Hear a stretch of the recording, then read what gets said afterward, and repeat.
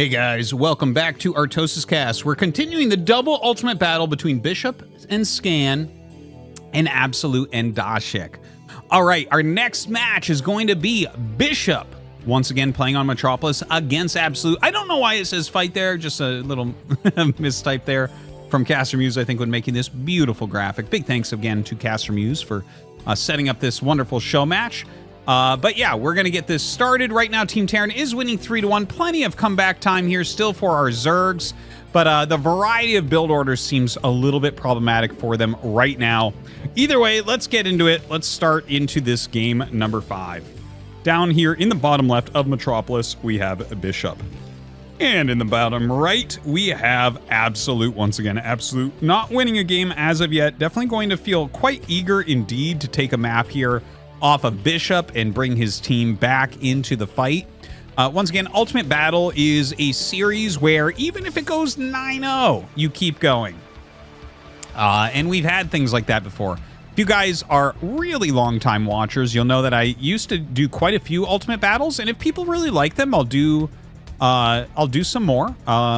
Yeah, I feel like I want to kind of mix it up. We've been doing a lot of great ladder analysis and stuff. I really enjoyed doing the ASL qualifiers, and I kind of like show matches like this from time to time. Definitely fun to mix in. So do let me know in the comments. I do appreciate it. But if you recall, we had this one match which was between Mihu, the best Chinese Terran player, and Saber, a very strong Korean Zerg. And Mihu actually crushed. It was 8-1 by the end, I believe it was. And I think Mihu just lost the last game, and it felt like he was shipping it in by then. But yeah, even that one was like, oh, wow, this is crazy that he just keeps winning. I didn't want to stop just because it was a little bit one-sided. But that's kind of what Ultimate Battle is occasionally you do get one-sided matches. But I don't think it's really the end of the world. And yeah, I actually would, just as a complete side note that has nothing to do with this, I would love to see Saber versus Mihu again, because Saber has gotten so much better since then. He was already a very strong player at the time, and he did get manhandled by Mihu. But I actually think he would win that match right now. As much as I do like Mihu and Mihu's play, I think Saber's gotten really good. Anyways, enough asides. Taking a look at these openers, Bishop once again, 1 base gas. Not a huge surprise, but if they keep going mech, we might see the Zerg players actually start to play a little bit more anti-mech. It felt like the previous game was a little bit more anti-1-1-1 when he saw the Vulture, because he didn't really know until he saw a Vulture. And then the fact that he got fast +1 carapace, well, I think he was already going crazy Zerg, and then he saw it, and like then he got, the thing is, what sold it for me was not that, even though that's the +1 carapace is very good against 1-1-1s, but the +1 flyer carapace is like, oh, if he's going for a Valkyrie rush type of play, this will really help against that. Whereas if he's going for a Radiate or Goliath, not as much. It's not that it's bad, but it costs more. Attack is like, you know, if you're doing hit and run stuff, attack is better. Anyways, you know, if mech becomes very regular, that's definitely, well, this is going to be a Wraith build. This is going to be a Wraith, 100%. Yeah, I was just saying, you can see the people kind of adjust to it. Whenever a mech build pops up and gets popular for a bit, it has a really good win rate, which is obviously why people are doing it a lot. And then the win rate goes way down because Zerg starts countering it much, much better. Anyways, we have this one Marine poking in, so this is a little bit annoying. There are Zerglings coming out, so the Marine is not going to get home. He does cause some lost mining time. Oh, dude, he got the drone. That's so sick. That was a mistake from Absolute. It's not, you know, you lose one drone, and it does suck, but it's not really the end of the game. The game is not over, as Home Story Cup casting pros will tell you. But, like, that's painful, because he didn't need to lose that. He had it dealt with, and he brought the drone back, and it was just slightly too fast. He brought it back. It barely died there. And Bishop got, like, a critical hit with the SCV on it, too, and it was, like, underneath Lings.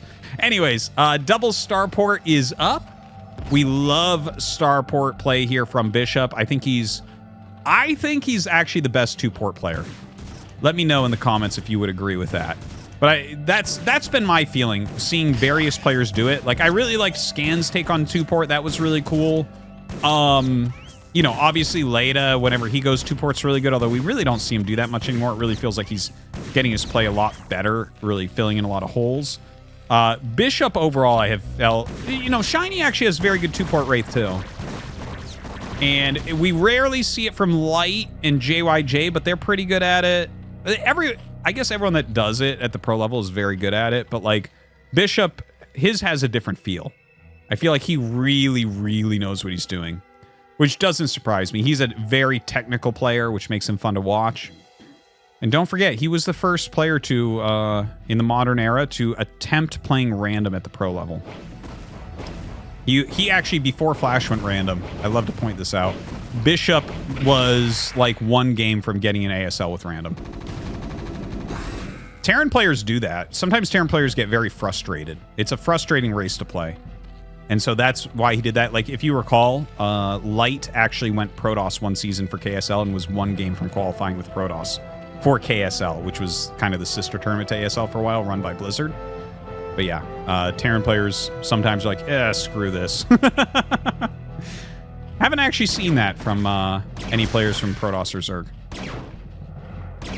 Okay, so the Wraith micro begins, and already 2 drones fall. By the way, I just want to point out, he does have the bunker, and he is getting cloaked. So if you remember the recent 2-port Wraith game from Scan here against Zealot, he didn't go cloak for a super long time, but Bishop doesn't want any part of that. He's getting the cloak very quickly. In the meantime, very interesting, this is 3 hatch with no layer from Absolute, and he's getting Hydralisk upgrades. So this is his defensive idea. It doesn't have any attack potential because he doesn't have Overlord speed. I don't know how well this will work. You know, Bishop is just so good at microing Wraiths, as you can see, that he doesn't even really care about Hydras with the range upgrade that can see his Wraiths. he goes in and out so quickly. Dude, he's so good with the Wraiths. It's actually insane. And there is going to be a spore going up, that's going to make a lot of people watching very happy. People always get confused why there's no spores that go up. The spore is very expensive. 75 plus 50 plus 50 for the drone. And all it does is zone an area. So this zones that area. He can still hit this patch. And in fact, he can hit this patch, but he'll take some damage. And it's like, okay, if you want to fully cover, you'd need 1 here and 1 here. And you need like 1 here and 1 up here. So that's 4 spores. 4 spores in 30 games ago. The Wraiths were stopped by spore colonies, but it's not a thing anymore because if you're spending all that money on spores, Terran can do so many things. The spores aren't going to give you any value other than stopping drones from dying. So it's not as good as people think, the spore defense. But I feel like the way he's done it with Hydras and he has spores to get the hard-to-get places, okay. So we have 2 spores plus the Hydras. I feel like I can live with this. I feel like this is well defended. I don't see a ton more damage coming in from Bishop. And in fact, he doesn't either. Wait a second. Is he going to long-distance mine gas? He is. Oh my god. This is crazy.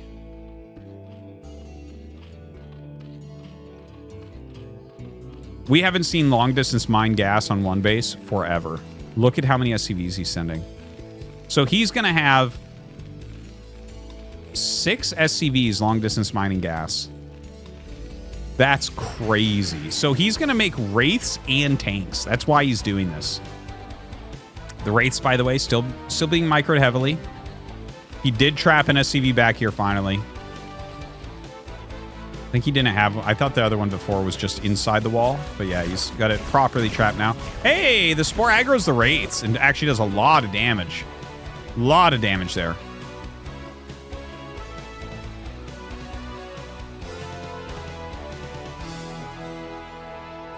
So third base being taken by Absolute. Well, this is interesting. Oh, no way. Hold the phone. Double dropship. So he's going to bring...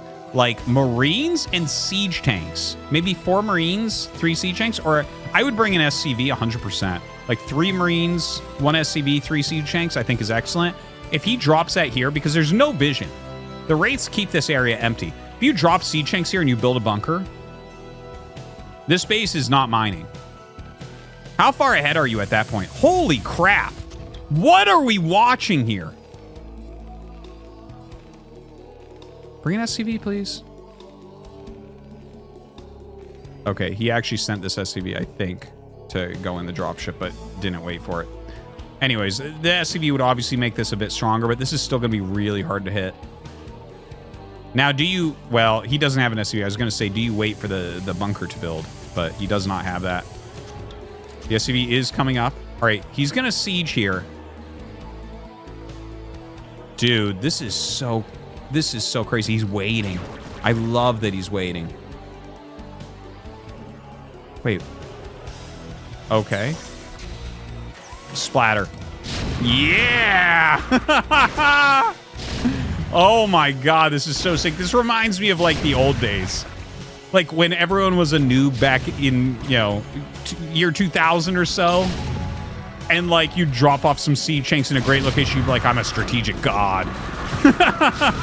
This is so sick. This is so sick. Oh god, he just barely didn't kill the Overlord. He needed one more Wraith hit there. But it doesn't matter. He just blows up everything. This is so cost inefficient for Absolute to deal with. By the way, counterattack going down. There is a siege tank up on the high ground. He does have that bunker, so those can't kill him. But they do end his sinking gas. Oh, a lurker. No detection. No detection here. So, hey. Wait, yeah, no, he's not going to do that. Now he brings the SCVs. Okay, the Wraiths are still going to find damage. What do we have detection-wise? Okay, you know what? He did actually get a ComSat. My bad. He did make an academy on one base. We are almost 12 minutes in. This is, by the way, in a normal game, we would consider this a very late third. In pretty much any matchup, you'd look at that and say, okay, this third base is like a bit too late. But obviously, we're in this insane game that's completely different. Now, he actually drops off here behind the natural. I'm not sure what that was supposed to accomplish. That was definitely not very good. He does get it blown up by the lurker. This third base up and mining. I think Bishop is actually a bit screwed here. The siege tank drop made me think he was just going to win this game. But I think everything's going to be too slow from here. I think he was looking for a finish. Like, maybe killing the hatchery or pushing into the main with those tanks and like maybe leapfrogging. Not bringing the SCV, I think, was a crucial mistake. And the fact that this got shut down is sinking gas. I don't think he was planning on having that occur either. So he can't quite produce what he wants right now. And so he's like pushing with these, like this tiny force. And like, what do you even do from here? I think you have to keep making Wraiths probably. He adds a second factory, but like 2 factory siege tank isn't going to do much. We see the Queen's Nest. Honestly, the Queen's Nest could be for getting Defiler Tech, or it could be for Ensnare. Ensnare is very, very good against Wraiths. It really crushes them. Overlord going around the map. Additional macro hatchery. Drone being sent.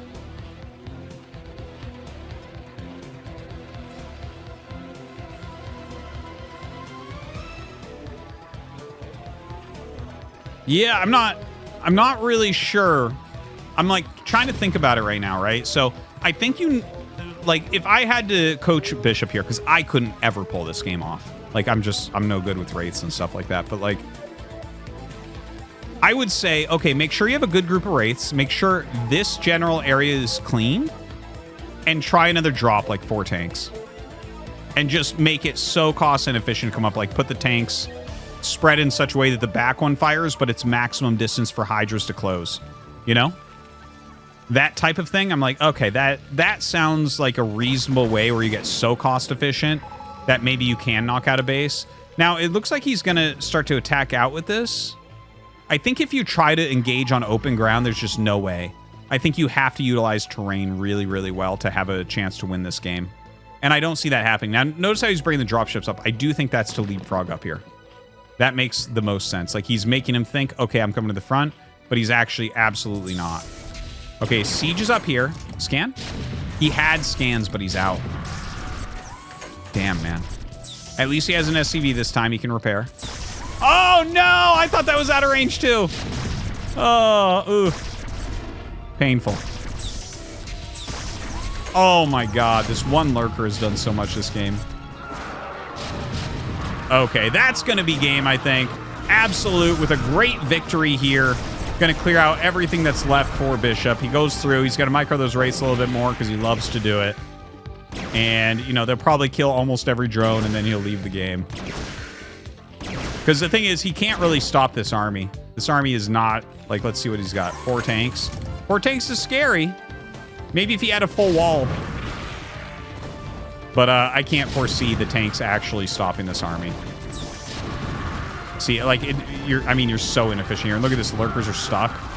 It doesn't really matter that much.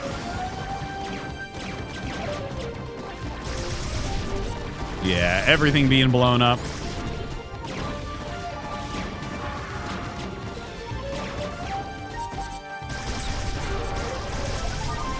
And GG is called. Let's go into the next game.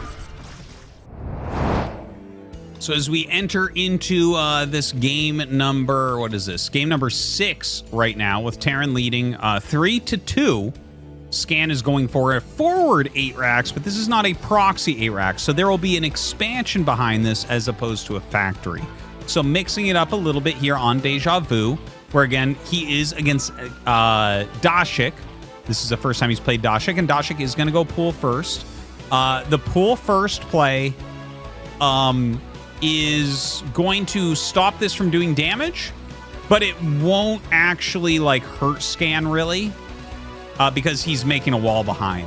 Now you might look at this and say, Artosis, did you watch this game? Do you already know what's going to happen here? How do you know he's not going factory? I'm going to give you a little lesson on this. So if the 8 barracks is in the center of the map, you simply have to go fast factory because the vulture will save you from a Ling counterattack.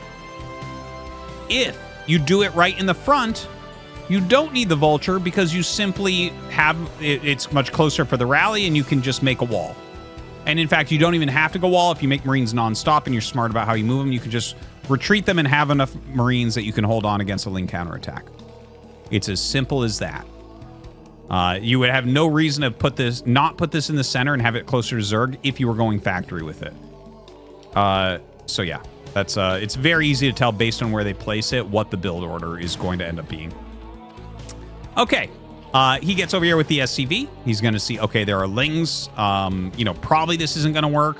There are situations, if this Overlord wasn't here, there is a world in which you can make 4 or 5 Marines, rally them here, and if he runs his Lings up, you can counterattack because you'll kill 1, maybe 2 Lings and get some damage on them. And then suddenly you have a big advantage and you attack the natural. But because they were close on these spawns and the Overlord came over, he knows what's going on. He's never going to make that mistake. So Scan just pulls back, and as you can see behind this wall, he's very, very safe. This is a hole for whatever to get through. Anything can fit through there. But he'll just make some Marines and be okay. So this is a pretty normal position. Generally, you would look at this and say, okay, Zerg is probably just slightly ahead, but I'll be honest with you, playing from the Terran position, it doesn't feel bad. It feels like pretty normal, like a barracks expand or something like that. So, probably just tiny edge Zerg, and it doesn't make that much of a difference. So yeah, pretty even game to start here. I guess the one thing I'm thinking about positionally is the harassment of mutas here is going to be pretty easy because you can just kind of rally over to this position and just work on the natural really, really heavily. Don't forget there's 2 depots here. So like generally what you'll have is there'll be like 1 bunker here or a missile turret here, and you'll just try to zone the mutas off the depots. And, you know, the thing is, if the mutas ever want to kill the depots, they can. You can't realistically save a wall against someone who wants to kill it, but it's the value of these as a target isn't as high as it seems. You just kind of rebuild them, and the amount of time they take to kill these, they could have been doing other things and maybe dealing more damage. So you're, you know, in a way, it's not that bad. But because if you look at like the angling of this, like he harasses here and he can easily move down and hit the depots. I feel like it's a slightly weaker wall than normal. Just based on where Zerg expanded to. If Zerg was, or based on where Zerg was, if Zerg was down here to send the mutas up and around, you don't care as much. You know what I mean? Okay. I think you do. Now, Speedling's out. You know, the Marines just kind of walk around making sure that he's not being too greedy. Not that we've actually seen Dasik make any more Lings because of that. Chasing around this SCV still, that Spire on the way. Second barracks, he's got the eBay coming up. You know, he's got Stim being made. And yeah, as you can see, it's not that different from just a regular opener. I'm actually... Yeah, I'm like, why aren't you making some SCVs here? What's going on? Did he miss a depot? He did. 44 of 44. Guys, it's a real thing. It's a real thing. I'm not joking. 44 depot is the hardest depot in the game. Even pros get supplies stuck at 44. It just happens to be that the 44 depot is happening at the exact same time you're supposed to be moving army around. Like every single game. So like things can go wrong.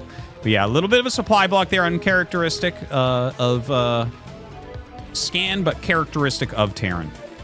The turret's coming up with really good time. Doesn't have them in the main, but the muta's not rotating towards there yet. Okay, Ling's over here. He does have that third base down at the other natural. That's a really good spot. You know, we haven't had like a regular macro game yet, but this one looks very promising for it. You know, obviously there's a lot of play to be had and a lot of things can occur. But yeah, like I don't feel like either player has like a big lead or anything.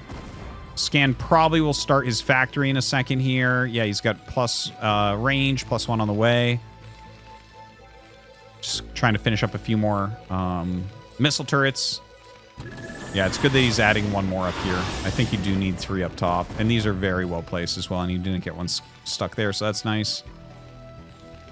Yeah, he does need to start that factory ASAP. There it is. Really don't want it any later than that. Okay, the Muta's going to dive on these turrets. Not a bad choice. And Scan is actually counterattacking, which I think is incorrect here. Oh, no, and then he turned around. Yeah, okay. So he recognizes that it's incorrect, but he's taking a lot of damage for that incorrect decision. You can see the Mutas kill some extra Marines because they're coming up single file and had to stim. The Lings actually killing off some missile turrets. There's no missile turrets here. So now Scan has to play a very defensive game for a while. He has to stand right around his barracks. He has to make sure he's going to be fine there, and he has to watch out for Lings running in here. And don't forget, you can abuse with the Mutas around this area. I honestly think he needs a bunker. I think he needs a bunker right there because this is feeling very good for Dasik right now. You know, you have to make these decisions like, do I attack or do I defend? And Scan started to walk, then recognized that it wasn't going to work and he was going to lose, so he turned around. The thing is, if you get on top of Terran production, that's the most common way, I would say, for Terran to lose suddenly.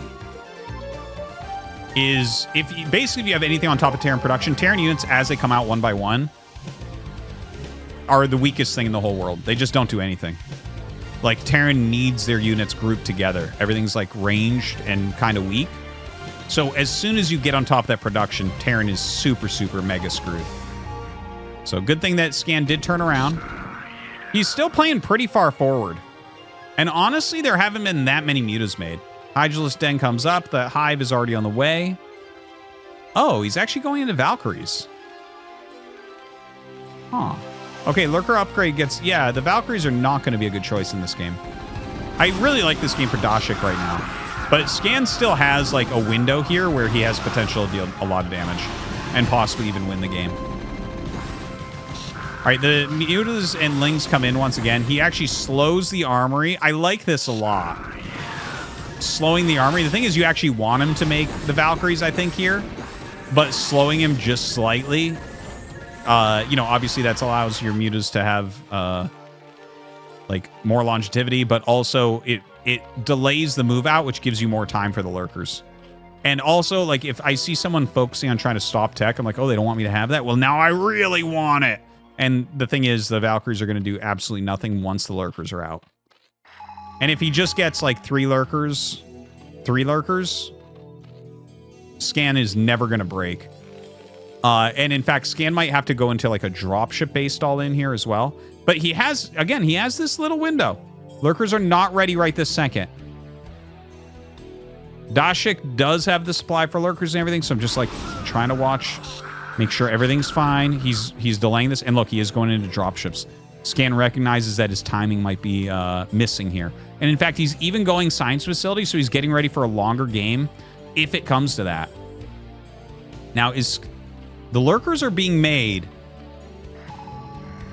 Oh my God. Is he going to get in there right before they patch? Oh, wow. Actually, the medics are so far behind. He's actually picking off a lot of them. And he's really tunnel visioned on those. But look at this. Is he going to get a scan off? Yeah, he gets the scan off, and he's going to break these lurkers. Oh my God. Just barely. Crazy game. GG. Scan takes down DDasik.